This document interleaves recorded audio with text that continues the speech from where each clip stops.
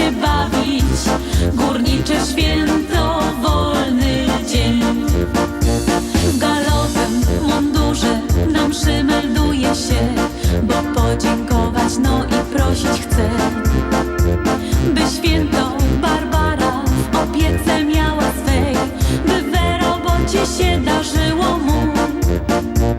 A potem obiadek niedzielny, świąteczny i pierwsi goście już są.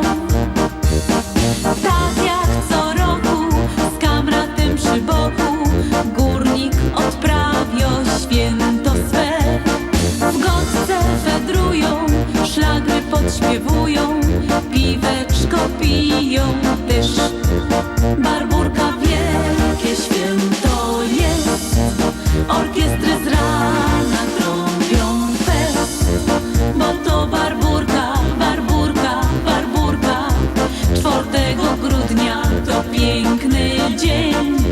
Barburka wielkie święto jest, wśród podziękować trzeba jej, a potem bawić się, bawić się, bawić.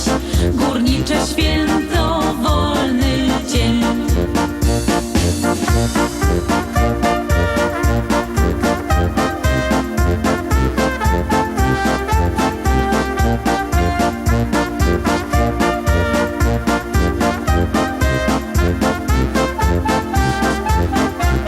Barburka wielkie święto jest, orkiestry z rana trąbią fest, bo to Barburka, Barburka, Barburka.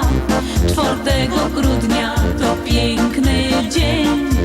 Barburka wielkie święto jest, wśród podziękować trzeba jej, a potem bawić się, bawić się, bawić. Górnicze święto, wolne